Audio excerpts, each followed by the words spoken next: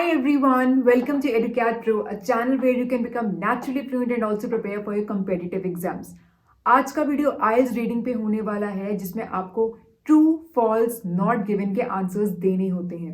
I know ये topic tricky है, इसलिए आज हम इस वीडियो में डिस्कस करने वाले हैं कि इस क्वेश्चंस को अटेम्प्ट कैसे करना है और बहुत सारे एग्जाम्पल्स भी सॉल्व करेंगे।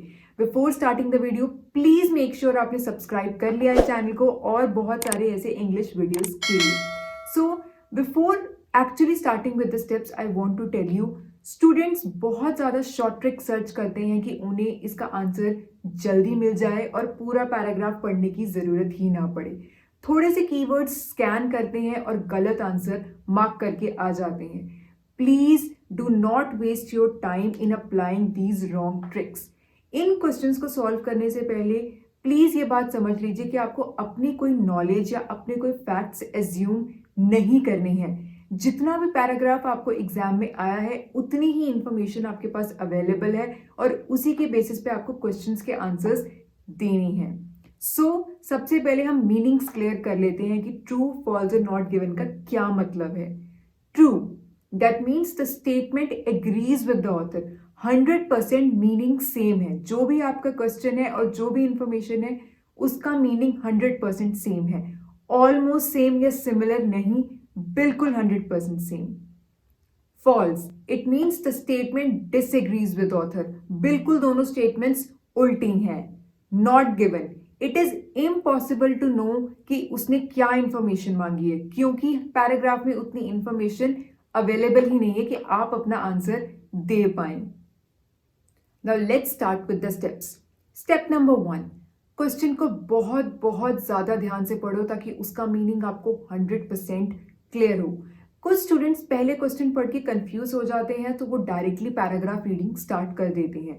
You can also do the same. अगर आप कंफ्यूज होते हैं तो आप पैराग्राफ की पहली 4-5 लाइनें पढ़ना स्टार्ट कर सकते हो, बाद में क्वेश्चन देखो। But I would advise always read the first question ताकि आपको पता हो कि आपको ढूंढना क्या है। Step number 2, underline the keywords in the question जो आपको पैरा में ढूंढने हैं। अब कीवर्ड्स कौन से होते हैं? कोई भी नाउन जैसे किसी इंसान का नाम, किसी जगह का नाम या किसी भी ऑब्जेक्ट का नाम, कोई वर्ब, एडवर्ब, एडजेक्टिव, ये सब कीवर्ड्स होते हैं जो आपको सर्च करने हैं पैराग्राफ में ताकि आपको आंसर मिलना आसान हो। Step number 3, try to look for synonyms of the keywords in the paragraph. Same words भी पैराग्राफ में यूज हो सकते हैं बट नॉर्मली सिमिलर वर्ड्स या सिनोनिम्स यूज होते हैं। यहां तक का समझने के लिए let's see one example. Let's see this statement, doctors find their job very rewarding. हमें जो नाउन कीवर्ड्स लग रहे थे हमने अंडरलाइन कर लिए। Doctors, job, rewarding. Now what is the question? Doctors are paid well for their work. हमारा step 3 यही है। Try to look for synonyms of keywords जो आपने अंडरलाइन किए हैं। सेम वर्ड्स भी हो सकते हैं बट नॉर्मली सिनोनिम्स होते हैं। Doctors, paid well, work. Job की जगह वर्क यूज किया हुआ है। व्हाट डू यू थिंक, इसका आंसर क्या है? The answer is not given. Yes, sentences दिखने में काफी सिमिलर हैं। क्वेश्चन है doctors find their job rewarding. Rewarding का मतलब है सेटिस्फैक्शन मिलना अपने रिवॉर्ड से। उन्हें अपनी जॉब खुद रिवॉर्ड लगती है। और क्वेश्चन है पेड वेल। रिवॉर्ड का मीनिंग कुछ भी हो सकता है, सैलरी, इमोशनल सेटिस्फैक्शन। पैरा में मनी, सैलरी कहीं भी मेंशन नहीं किया है, सो वी डोंट नो कि वो पेड वेल है या नहीं। सो the answer is not given. अगर किसी क्वेश्चन के बहुत सारे कीवर्ड्स पैराग्राफ से मैच कर जाते हैं तो स्टूडेंट्स उसका आंसर बहुत जल्दी ट्रू या फॉल्स मार्क कर देते हैं, बट ये बिल्कुल भी ज़रूरी नहीं है। कीवर्ड्स हम इसलिए मैच करते हैं ताकि हमें पता चल पाए कि पैराग्राफ में आंसर कहाँ लोकेटेड है। We are looking for the meaning of the question. हम पूरा मीनिंग देख रहे हैं। इसीलिए स्टेप 1 बहुत इंपॉर्टेंट है कि आपको क्वेश्चन का पूरा मतलब समझ में आ पाए ताकि आप ट्रू या फॉल्स मार्क कर पाए। ट्रू सिर्फ तभी मार्क करना है जब 100% आपका क्वेश्चन और पैराग्राफ की इंफॉर्मेशन सेम टू सेम हो। Let's solve one more example. The para is The majority of the Earth's glaciers are located near the poles. And our question is, all glaciers exist near the north and south poles of the earth. Questions में कुछ words आपको ध्यान से read करने हैं, जैसे कि many, some, all, never, occasionally, often, always, entirely, majority. majority हमारा वर्ड इस पैराग्राफ में दिया हुआ है. ये वर्ड सेंटेंस का मीनिंग काफी चेंज कर देते हैं. सेंटेंस में दिया है मेजॉरिटी, जिसका मतलब है काफी सारे, और क्वेश्चन में वर्ड यूज किया गया है ऑल. मेजॉरिटी और ऑल में डिफरेंस है, जो कि ऑपोजिट है.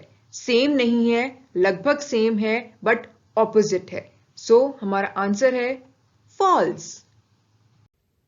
सो ऑलवेज रिमेंबर, हम मीनिंग एग्जैक्ट सेम की कोशिश कर रहे हैं. वर्ब्स भी काफी सेंटेंसेस के मीनिंग चेंज करते हैं. Verbs like suggest, claim, believe, know. For example, the man is an Indian citizen. Second sentence is the man claims he is an Indian. दोनों सेंटेंसेस के मीनिंग में डिफरेंस है, चाहे कीवर्ड सेम है but meaning में difference है.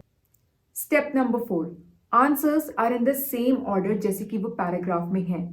For example, आपको first question का आंसर फर्स्ट पैराग्राफ में मिल गया है, तो सेकंड का सेकंड में मिल जाएगा. उसके लिए आपको दोबारा से फर्स्ट पैराग्राफ पढ़ने की जरूरत नहीं है. सिमिलरली, जैसे जैसे आपके क्वेश्चंस और आगे जाते जाएंगे, आपको रिमेनिंग पैराग्राफ ही पढ़ना है, सारा नहीं. सो save your time in that.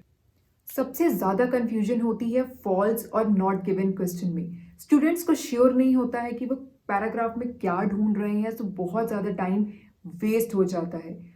अगर आपको कोई आंसर बिल्कुल भी नहीं मिल रहा है, कोई मैचिंग कीवर्ड भी नहीं है, कोई इंफॉर्मेशन नहीं है, then it is not given. Don't waste your time और नेक्स्ट क्वेश्चन पे मूव ऑन करो. बट नॉट गिवन क्वेश्चन का मतलब ये बिल्कुल नहीं है कि उसके रिलेटेड कोई इंफॉर्मेशन होगी ही नहीं, तो आपने नॉट गिवन मार्क कर दिया. कुछ रिलेटेड इंफॉर्मेशन पैराग्राफ में आपको मिल जाती है, बट कंप्लीट नहीं मिलती है. इतनी कंप्लीट इंफॉर्मेशन नहीं होती है कि आप ट्रू या फॉल्स ओपिनियन दे पाए, इसलिए उसका आंसर नॉट गिवन होता है. इसको और ज्यादा समझने के लिए एक फाइनल एग्जाम्पल स्टडी करते हैं. Now let's solve one final example together. जैसे टाइप के क्वेश्चंस आपके आईएलटीएस एग्जाम में आते हैं. Please take 1 minute to read this paragraph. आप वीडियो पॉज करके थोड़ा ज्यादा टाइम भी ले सकते हैं इस पैरा को रीड करने के लिए.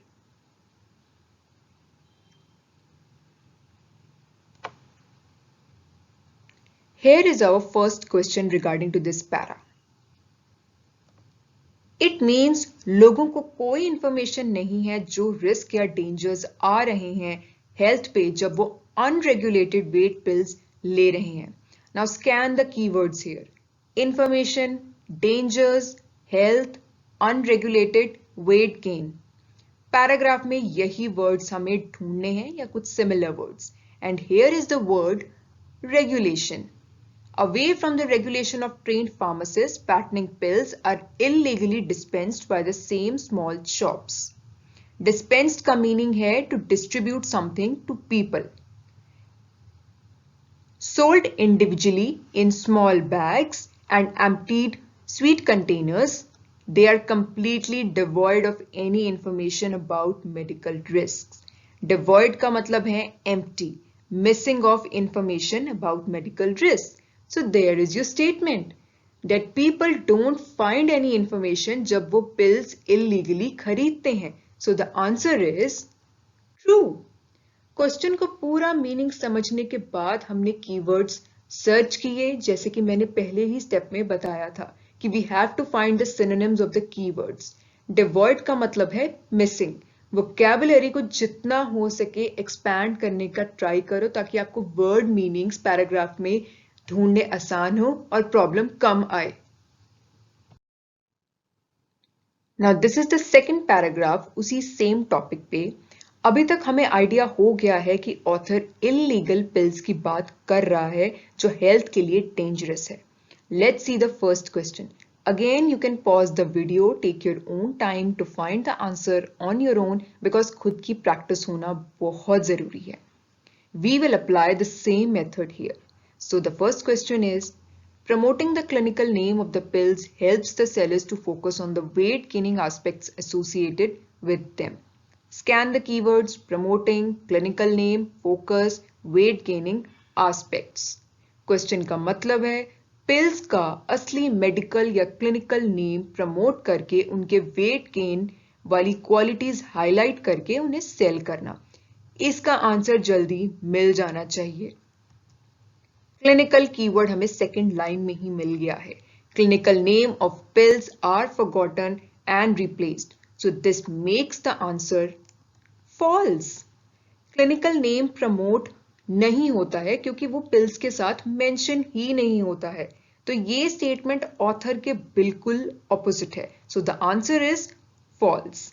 Let's see the second question जो कि इसी पैराग्राफ से रिलेटेड है। Those selling the pills are making more money on them than other types of pills. Question काफी सिंपल है। जो ये पिल्स सेल करते हैं ज्यादा मनी अर्न करते हैं rather than selling other pills। इस लाइन पे स्टूडेंट्स का ध्यान बहुत जल्दी जाएगा। Cash cow for pill peddlers. Cash cow एक टर्म है जिसका मतलब होता है कि कोई भी प्रोडक्ट या सर्विस जिससे बहुत ज्यादा प्रॉफिट्स और पैसे आ रहे हों। वेट गेन पिल सेल करके बहुत प्रॉफिट्स आ रहे हैं, तो बहुत जल्दी स्टूडेंट्स इसे ट्रू मार्क कर लेते हैं, बट पैराग्राफ में कहीं भी मेंशन नहीं है कि ये पिल्स सेल करने से ज्यादा प्रॉफिट हो रहा है। दूसरी पिल्स के बारे में कोई बात नहीं की गई है, सो कोई भी अपनी अजम्पशन हमें नहीं लगानी है, तो इसका आंसर होता है नॉट गिवन। आई होप ये टिप्स आपको हेल्प करेंगे आईज रीडिंग के पार्ट में। Please make sure to like, share and subscribe to my channel for more such English related videos.